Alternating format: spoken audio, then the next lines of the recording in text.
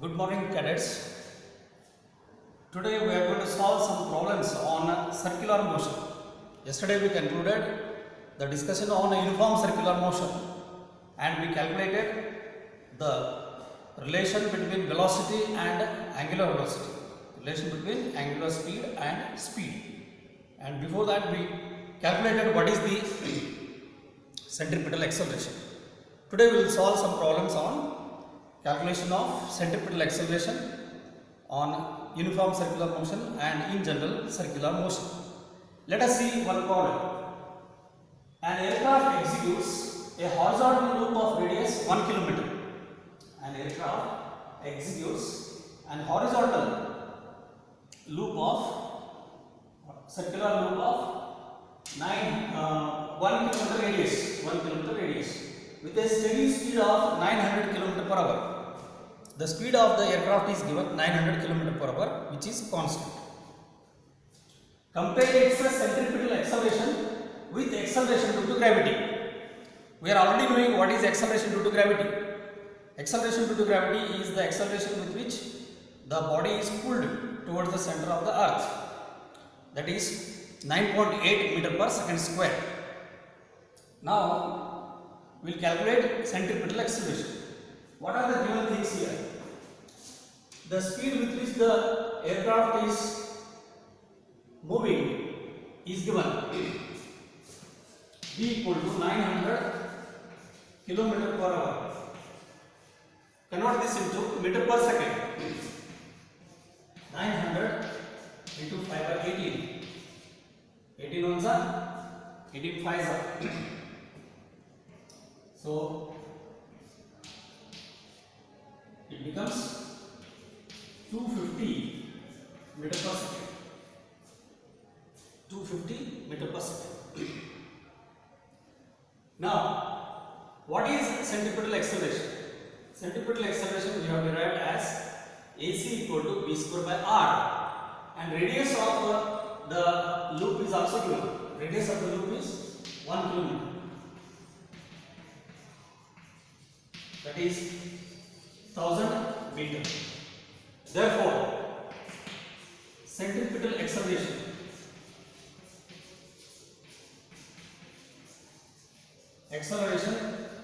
of the aircraft directed towards the center. Centripetal acceleration AC equal to V square by R. Just substitute the values. 250 into 250 divided by radius. Radius is 1000 meters. 2 zeros cancel. Thus it becomes 625 by 10. 62.5 meter per second square, which is directed towards the center. Anywhere, if it is here, it will be directed towards the center. If it is here, it will be directed towards the center. If it is here, it will be directed towards the center. So this is a centripetal acceleration. And acceleration due to gravity.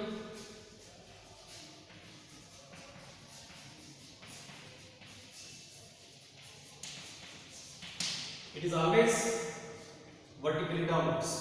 Acceleration due to gravity is vertically downwards. Centripetal acceleration is always toward the center. So this is given by 9.8 meter per second square. Compare centripetal acceleration with acceleration due to gravity. Therefore, taking the ratio AC by G, 62.5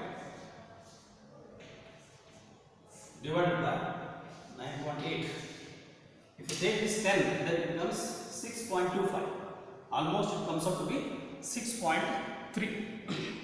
6.38. 6.38. Almost 6.4. Thus, centripetal acceleration is 6.38 times acceleration due to gravity. So this is the meaning of this numerical problem.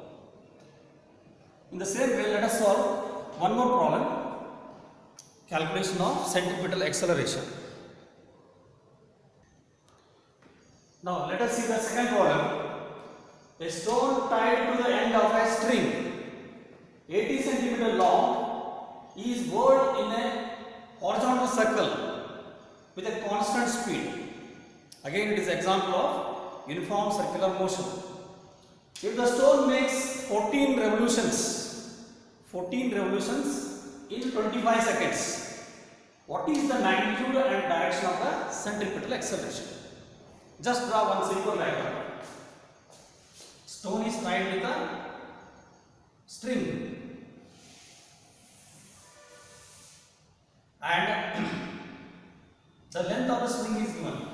Length of the string is 80 centimeter, means radius equal to 80 centimeter.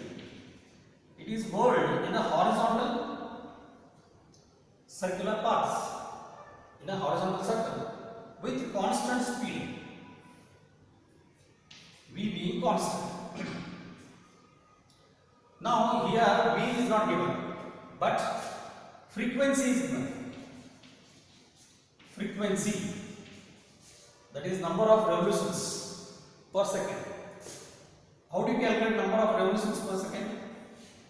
Frequency is given in terms of 14 revolutions in 25 seconds. But we want number of revolutions per second. Number of revolutions per second. 14 revolutions are made in 25 seconds. So per second how many revolutions are made? So that gives us frequency. So nu is equal to 14 by 25, multiplying both numerator and denominator by 4, it becomes simple. 14 4s are 56, divided by 25 4s are 100. So it becomes 0.56, that is, thus frequency nu becomes 0.56 revolutions per second. One revolution per second is also called as hertz. Therefore, 0.56 hertz is the frequency.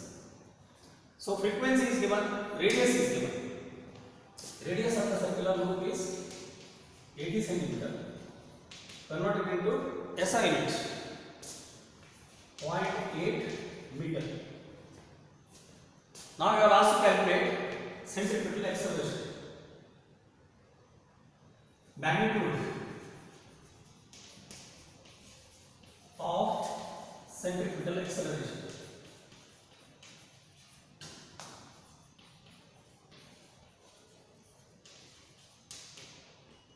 AC equal to,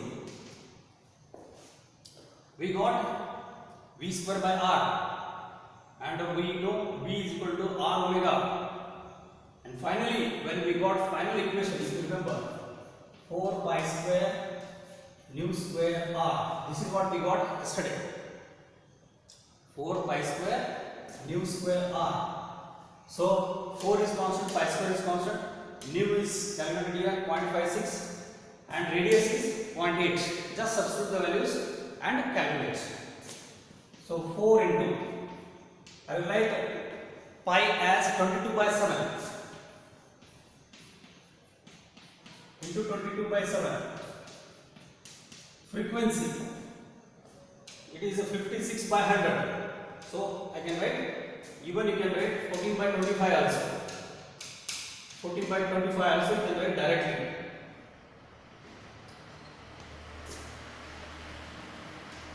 By 25 into 14 by 25 into radius. Radius is 0.8. So if you calculate this, 7 ones are 7 twos are 7 ones are 7 twos are. So thus it becomes 4 into 2 to the 4 into 0.8 into 22 into 22 by 25 into 25.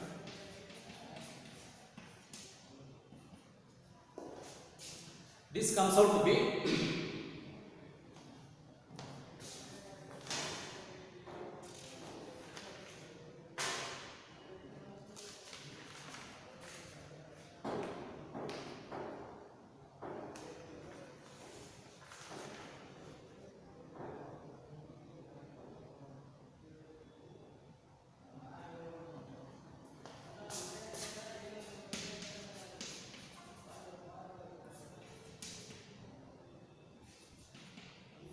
9.91 meter per second square directed towards the center. Directed towards the center. So this problem is also very simple. If you take 56 by 100, it will be still more simple.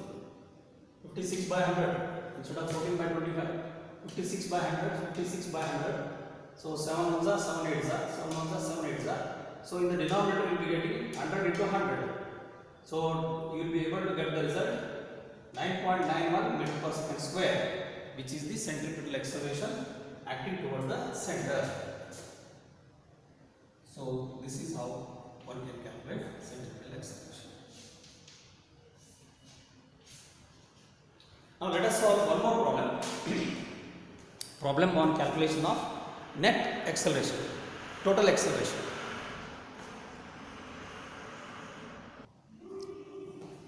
Okay, let us solve one more problem. A cyclist is riding with a speed of 27 km per hour. The speed of the cyclist is 27 km per hour. As he approaches a circular turn, like this, approaches circular turn on the road of radius 80 meter. Radius of this circular turn is 80 meter. Radius is given 80 meter. He applies brakes. Reduces his speed at a constant rate of 0.5 meter per second every second. Means he is applying brake and the cycle is undergoing deceleration. The cycle is undergoing retardation. What is the rate of retardation? 0.5 meter per second means 0.5 meter per second square. So retardation means, remember, it is negative acceleration. You are asked to find out what is the magnitude and direction of the net acceleration of the cyclist on this circular turn. So watch this problem carefully.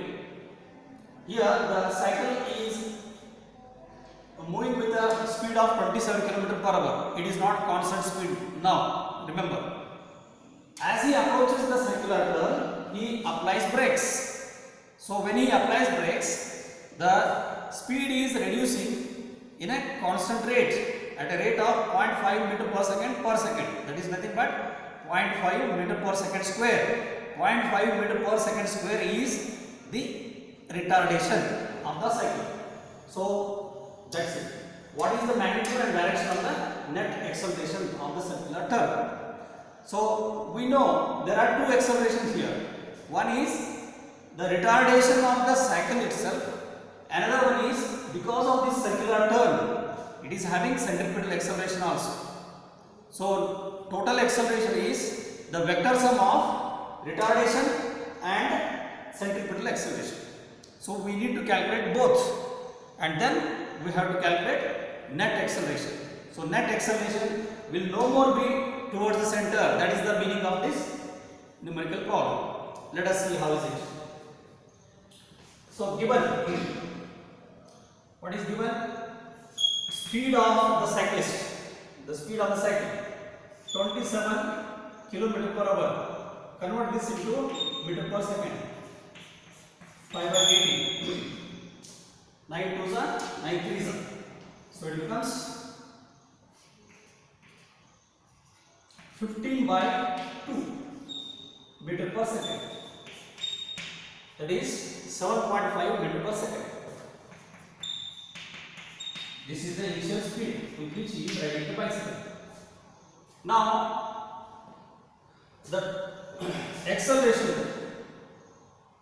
of the cyclist is 0.5 meter per second square.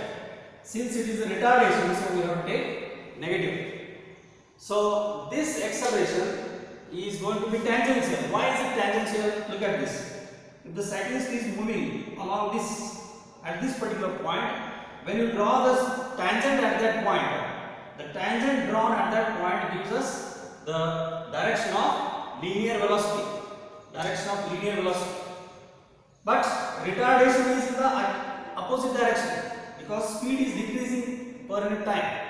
Therefore, retardation should be in the opposite direction. So I am taking that acceleration as a tangential acceleration. Tangential acceleration in the opposite direction. I think you got it. If v is increasing the speed, then the direction of acceleration will be along the direction of velocity. Since he is decreasing the speed per unit time, therefore it is retardation, it should be in the opposite direction. So that becomes minus 0.5 meter per second square. This is given. Then radius of the circular turn is given. Radius of the circular turn is 80 meters. So there are two accelerations.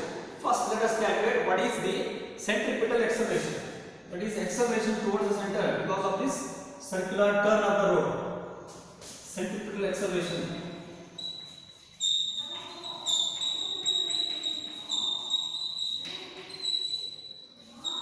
AC equal to V square by R. So that gives us V square by R. Just substitute these values.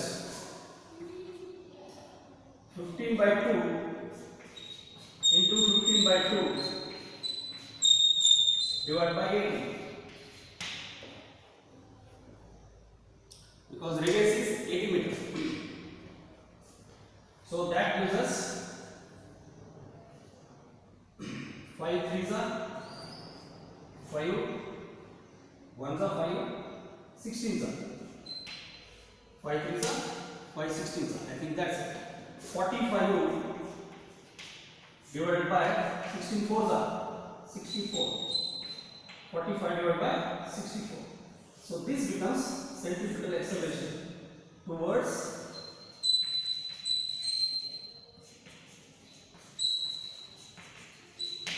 acting towards the center.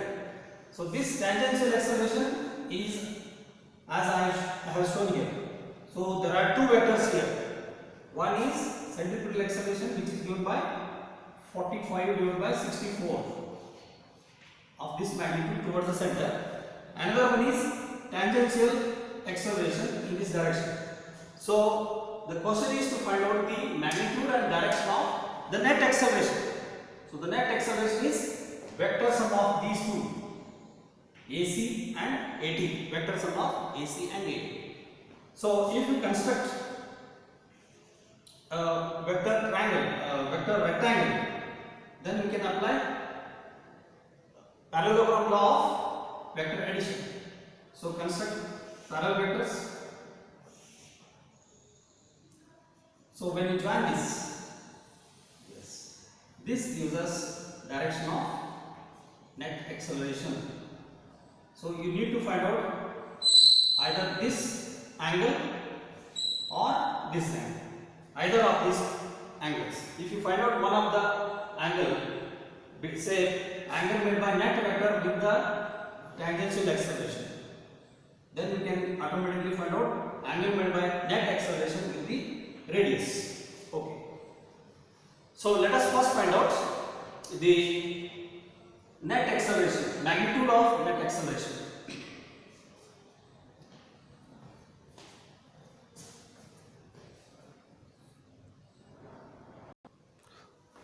Okay, let us now calculate net acceleration. Therefore, net acceleration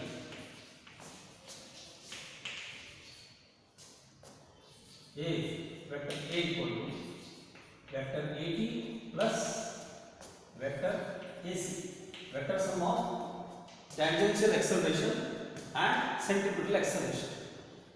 Therefore, magnitude of net acceleration equal to magnitude of net acceleration equal to square root of AT square plus AC square. Why is it so? Because the angle between tangential acceleration and centripetal acceleration is 90 degree. Since centripetal acceleration is radially inwards, tangential acceleration is along the tangent. So tangent is always perpendicular to radius. Therefore, the angle between them is 90 degree. Therefore, we can directly apply the Pythagoras theorem.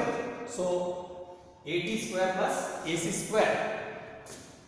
So we know what is AT. It is the retardation which is given as 0.5 meter per second square. So 0.5 whole square. So minus 0.5 you can take. Minus 0.5 whole square becomes 0.5 whole square plus 45 square divided by 64 square. So you have to find out this. So this becomes square root of 0.25 plus 2095 divided by 4096. 2025 divided by 4096. 4096. So if you take this fraction, it comes out to be 0.49. Square root of 0.25 plus 0.49. So this becomes magnitude of acceleration. So add this. When you add this, it becomes 0.74 under root. 0.74 under root. So it is lying in between 0.8 and 0.9. Therefore, the exact value if you find out, it comes out to be 0.86 meter per second square. So this is the magnitude. Then the next question is to calculate the direction. The direction of net acceleration. So from the diagram, you see, this is your tangential acceleration and this is the centripetal acceleration, and I told you to construct a rectangle and we got parallel vectors like this. Another parallel vector is parallel to AC and join this where the heads meet from the point on the circular path. So this gives us the direction of net acceleration. Magnitude of this we got 0.86 meter per second square. What is this angle theta with respect to the direction of tangential acceleration? So angle theta can be found out using tan theta. Tan theta equal to, look at this. So opposite to this one is AC and this one is 0.5, that is 80. So I can write magnitude of AC divided by magnitude of 80 from this diagram. So magnitude of AC, how much we got? 0.86 and magnitude of 80, 0.86 divided by 0.5. So if you multiply this, you will get, multiplying the numerator and denominator by 2. So in the denominator you will get 1. So multiplying this numerator by 2, we get 2 6s are 12, carry 1, 2 8s are 16 plus 1, 17. So it becomes 1.72. I think you got it. Multiplying numerator and denominator. So if you multiply numerator with 2, denominator with 2, it becomes 1 and numerator becomes 1.72. So tan theta equal to 1.72. This implies theta equal to tan inverse of tan inverse of 1.72. Tan inverse of 1.72 will be greater than 45 degree. So if you calculate this, it comes out to be about 54.6. It comes out to be 54.6.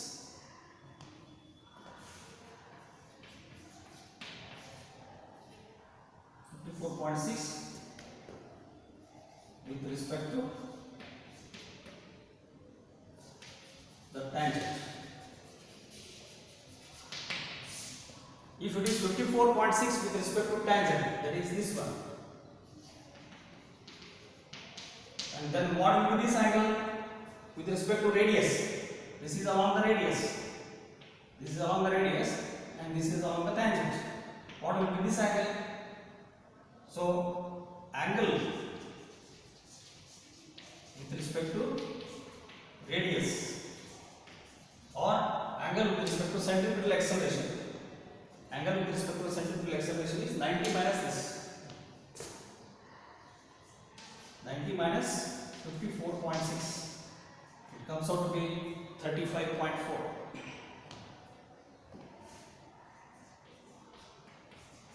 35.4 degrees. So this is how we need to find out the net acceleration. So from this calculation, we understand that if the object is not moving with constant speed, if the object is not moving with constant speed on the circular path, then the net acceleration is not along the radius. It is not radially inwards. It is no more centripetal acceleration. It is going to take some direction, some angle with respect to centripetal acceleration. If and only if the object is undergoing uniform circular motion along the circular path, if it is moving with constant speed along the circular path, then only it will have its acceleration directed towards the center. If it is having a varying speed, then net acceleration will no more be directed along the center. It will be some other direction, as we have followed using this vector diagram. I think it's quite clear. I will give you one problem to solve yourself. Try yourself.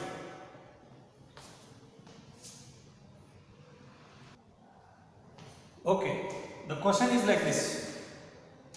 Which one is greater? Angular speed of our hand of a clock or angular speed of Earth rotating around its own axis? Look at the problem once again. Which one is greater? Is it angular speed of our hand of a clock or angular speed of Earth rotating around its own axis? I will give you a hint. Angular speed is equal to 2 pi nu. Angular speed is equal to 2 pi by t. This is the hint. This is what we have learned yesterday. 2 pi by t, where t is the time taken for one complete rotation, for one complete revolution. So angular speed of our hand, what is the time period of our hand to complete one rotation?